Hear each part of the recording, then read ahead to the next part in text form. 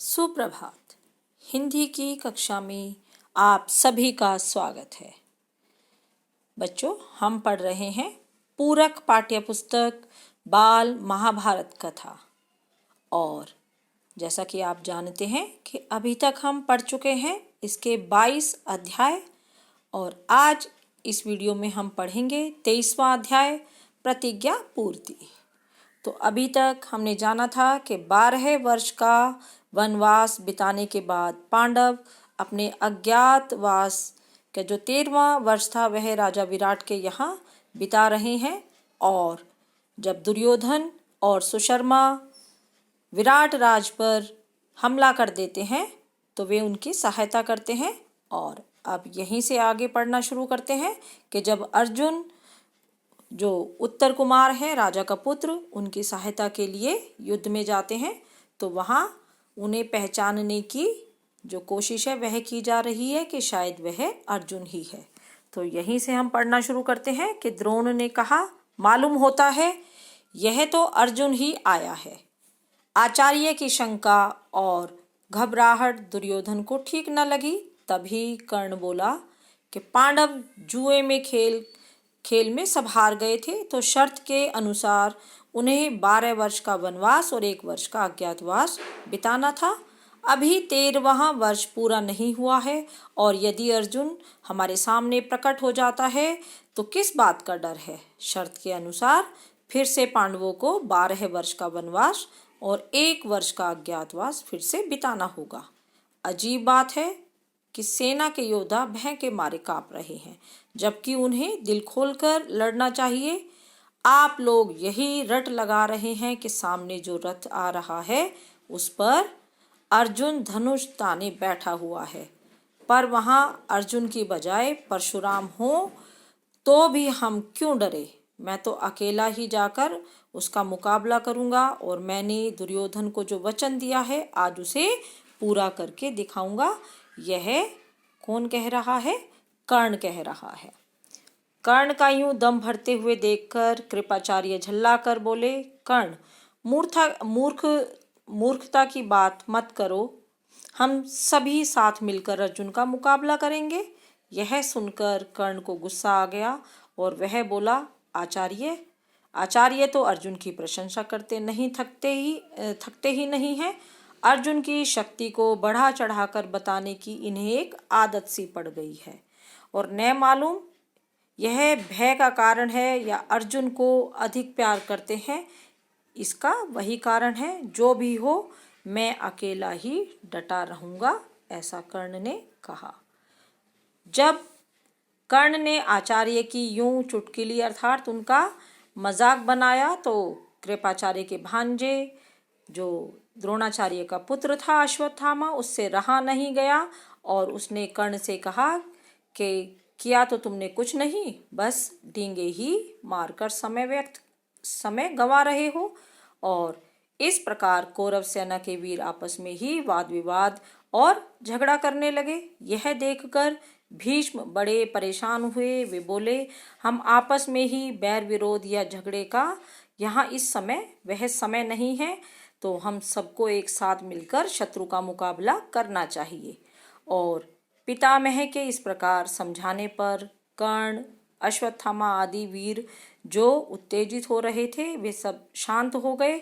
और उनको शांत देखकर भीष्म दुर्योधन से बोले, बेटा दुर्योधन, अर्जुन प्रकट हो गया है वह ठीक है, पर प्रतिज्ञा का समय कल ही पूरा हो चुका है।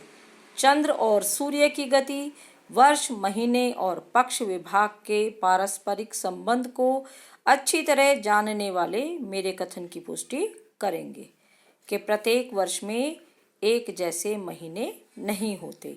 उन्होंने कहा कि जो उनका अज्ञातवास का समय है वह कल ही पूरा हो चुका है। और यह सब मैंने ये दिनों को जानने वाले हैं, ज्ञाता हैं, उन्हीं से विचार विमर्श करके यह निष्कर्ष निकाला है।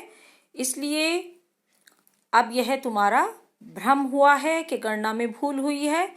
जैसे ही अर्जुन ने गांडीव धनुष के टंकार की थी, मैं समझ गया था कि प्रतिज्ञा की अवधि पूरी हो गई है। अब वे कहते हैं कि जो अर्जुन युद्ध में उसी समय आया जब उनके अज्ञातवास की जो अवधि है वह समाप्त हो गई थी। दुर्योधन, युद्ध शुरू करने से पहले इस बात का निश्चय कर लेना कि पांडवों के साथ संधि कर ले या नहीं। यदि संधि करने की इच्छा है तो उसके लिए अभी समय है, यानी कि युद्ध करने से पूर्व तुम सोच लो कि उसका परिणाम क्या होगा। दुर्योधन ने कहा, पूज्य पितामह, मैं संधि नहीं करना चाहता। राज्य तो दूर रहा, मैं तो एक गांव तक पांडवों को देने के लिए तैयार नहीं हूँ। और वह बिल्कुल ही अपनी बात से फिर गया कि चाहे उनका अज्ञातवास समाप्त हुआ है या नहीं, मैं उन्हें अब कुछ भी नहीं दूंगा। यह सुनकर द्रोणाचार्य की आज्ञा अनुसार कौरव वीरों ने व्यूह की। उधर उत्तर ने रथ उसी ओर हाँक दिया जिधर दुर्योधन था। अर्जुन ने गांडीव पर चढ़ाकर 2-2 बाण आचार्य द्रोण और पितामह की ओर इस तरह छोड़े, वे उनके चरणों में गिरे जैसे वे उन्हें उनकी वंदना कर रहे हो, उनको प्रणाम कर रहे हो। अब अर्जुन ने दुर्योधन का पीछा किया। अर्जुन को दुर्योधन का पीछा करते देख भीष्म आदि सेना लेकर अर्जुन का पीछा करने लगे। अर्जुन ने उस समय अद्भुत रण कौशल का परिचय दिया। पहले तो उसने कर्ण पर हमला किया और उसे बुरी तरह से घायल करके मैदान से भगा दिया। इसके बाद द्रोणाचार्य की बुरी गत होते देखकर अश्वत्थामा आगे बढ़े और अर्जुन पर बाण बरसाने लगे। अर्जुन ने जरा सा हटकर द्रोणाचार्य को खिसक जाने का मौका दे दिया। जल्दी ही उन्होंने ऐसा मौका दिया कि वे वहां से चले जाएं। उनके जाने के बाद वह अश्वत्थामा पर टूट पड़ा।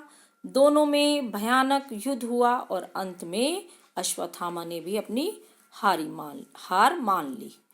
इसके बाद कृपाचार्य की बारी आई और वह भी हार गए।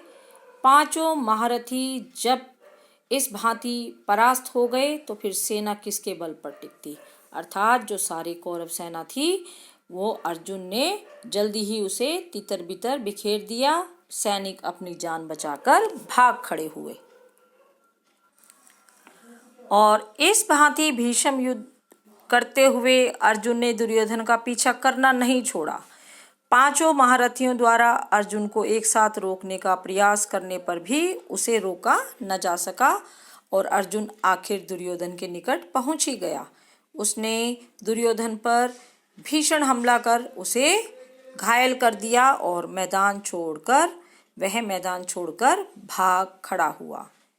भीष्म ने कहा कि अब वापस हस्तिनापुर लौट चलना चाहिए और भीष्म की सलाह मानकर सारी सेना हार मानकर हस्तिनापुर की ओर लौट चली। अब इधर युद्ध से लौटते हुए अर्जुन ने कहा, उत्तर, अपना रथ नगर की ओर ले चलो। तुम्हारी गायें छुड़ा ली गई हैं, शत्रु भी भाग खड़े हुए हैं।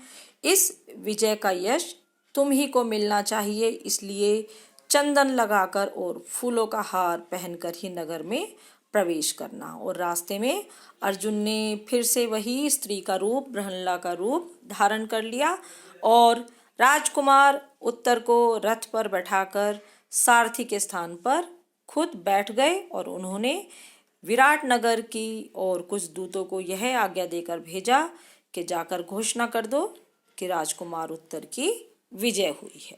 तो बच्चों, यह तो था पाठ 23। आज के लिए बस इतना ही। अगला पाठ हम अगली वीडियो में पढ़ेंगे। धन्यवाद। शुभ दिन।